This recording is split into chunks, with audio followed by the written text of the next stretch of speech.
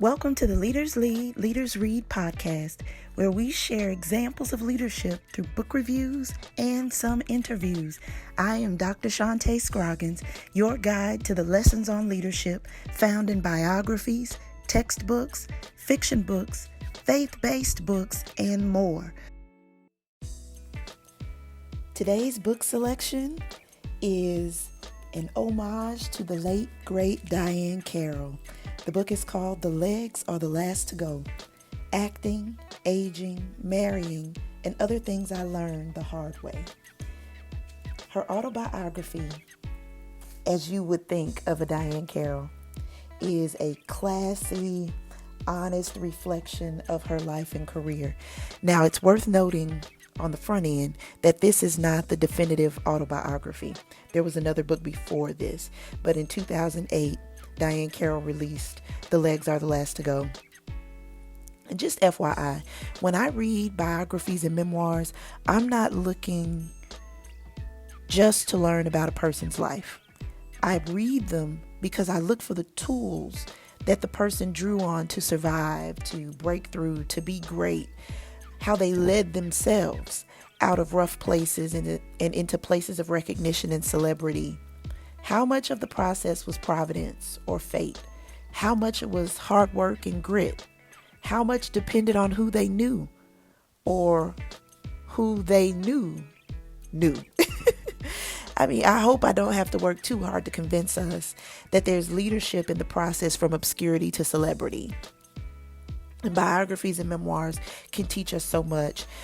For those of you who don't know, Diahann Carroll made history as television's first Black actress with her own sitcom. But before that, she found her place in musical theater and in nightclubs. She performed on Broadway. She was also on the stages of high-end club venues in Manhattan. The theme of this book, Diahann Carroll becomes our guide to some of the more important roles in her career and how her decisions during those times affected her life in good ways and in bad ways. Page 2 of the book, for example, you don't get far before you learn how she met Sidney Poitier when she filmed the movie version of Porgy and Bess, and how the 9-year affair that followed with Sidney Poitier destroyed her, quote, first and most important marriage to the father of her only child. This is the kind of transparency we see through this book, and I believe it shows us the level of personal accountability we need to lead our own lives. When we talk about leadership, we emphasize looking at the man or the woman in the mirror, of being personally accountable, of how to develop ourselves in a way that we become people of influence. But biographies really kind of show us how to walk in someone else's shoes, if you will, and really do the work on us that needs to be done. There are 10 chapters in this book and a prologue. Here's a little bit. I'm going to go through each chapter because there's such a neat quality I find in Diahann Carroll's life that I think can help us as leaders. So in the prologue, this is my life at a glance, where she's summarizing the first 50 years of her career, how she made history with the TV show Julia, how she was the muse for a musical called No Strings, and she played a fashion model in this musical in the first interracial romance scene on Broadway. She hosted her own TV show, her own variety show. We know her, many of us, as Claudine in the movie with James Earl Jones. She also had a spot in Roots, The Next Generation. And then Dominique Devereaux on Dynasty. After age 50, Carroll noted living through 4 marriages, surviving breast cancer, and then reconciling with her father and her daughter. She was a caregiver for her mother until her mother's death. And you see through this book how she arrives at a healthy love of self, of family, and of friendship. She accepted years later the things she never understood while she was living them.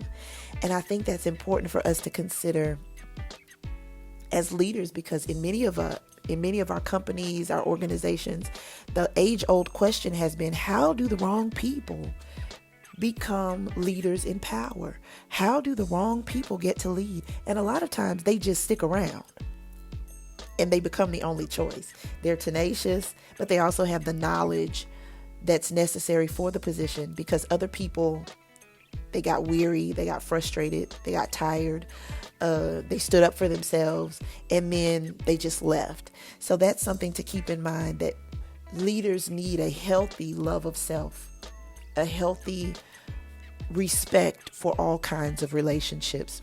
Chapter 1 is called Upon the Wicked Stage. And Diahann Carroll comes across as first a realist. And this was her approach to racism in her career. She said, quote, casting is a taste business. There's so many reasons that can form a decision. And recalling racism, she said, it was what it was. She knew her voice as a young performer, and she spoke up when others were disrespectful or tried to sidestep the contract. She also learned flexibility, another key trait, as she described the ebb and flow of entertainment as time changed. She was also a professional, something that we might underplay a bit with leadership. She said, quote, my whole life I've been careful and formal. Isn't that a great quote? I think it's awesome. Chapter 2 was called The Queen Mother. And this is where she says, you can blame all of this that you see about me on my mother. So she didn't just become this diva type that we admired. She was shaped by her mother, her elegant taste, her love for couture, her eventual future as a doyenne. I love that word. The definition, a person knowledgeable or uniquely skilled as a result of a long experience in the field.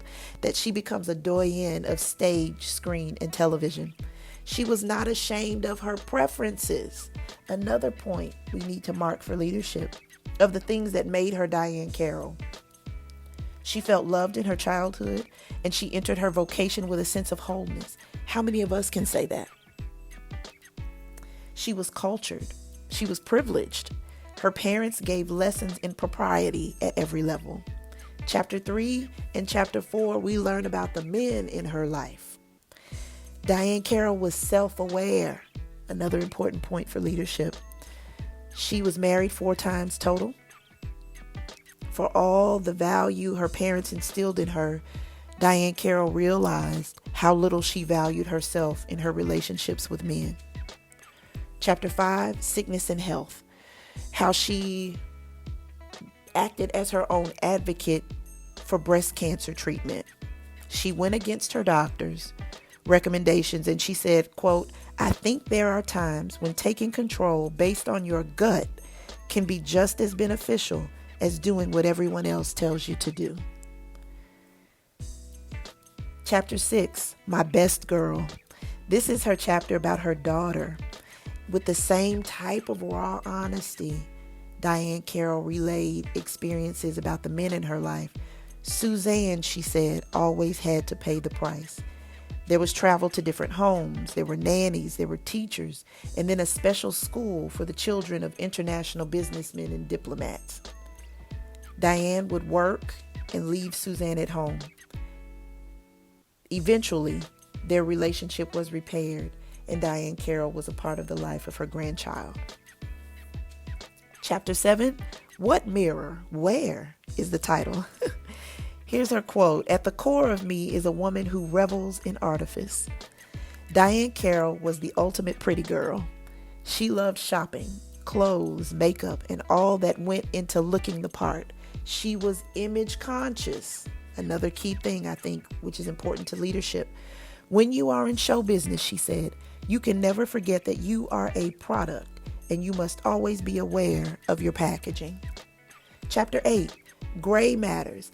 I never watched it, so I did not know until I read the book that Diahann Carroll was a part of Grey's Anatomy. She was the mother of the character Preston Burke, played by Isaiah Washington. And when she recalled this experience, she mentioned getting to the point in her career where she was accepted as is. because Shonda Rhimes invited her to be a part of the cast, and there was no audition. And Diahann Carroll was asking, well, who do you want me to be? Who do you need me to be? And Shonda Rhimes responded to her more than one time, I see Diahann Carroll for this. I want you. No changes. And there was just this excitement of getting to a point in her career where she was accepted for who she was. She was practical. And she says, a little equanimity and humor can go a long way. If you let every racial slur, racist or otherwise, pull you off your mark and throw you into an angry or defensive position, then you are wasting all the energy you need to move forward. Isn't that wisdom? She was making this comment in the context of the scandal behind Isaiah Washington and how he ended up no longer being on the show. Chapter 9 is called My Father, Myself. Diahann Carroll was at peace, another important trait for leadership. She had a beautiful reconciliation with her father and said they found peace at his last days. When you're forgiven, she said, it makes you understand just how much you are loved. And when you forgive, the whole world opens up to you and you make yourself available to the highest form of happiness. She was free. Chapter 10, the final chapter, brand new game. The last chapter of this book, The Legs Are the Last to Go, describes Diahann Carroll in a post-iconic season of life. She dealt with the changing entertainment world, her changing body, and she adjusted gracefully. And part of the story behind the amazing cover photo to this book was in her dealing with how she had changed. She just knew she was a size 10, and they were trying to convince her to go up a size or 2. She refused and ended up wearing the shirt of the photographer on the awesome cover of this book. So here's what I say in summary. I did warn you that I love biographies and memoirs, so I start off with a bias. But if you are not necessarily taken to reading them, please consider it. What we learn about Diahann Carroll, we also have to learn about ourselves.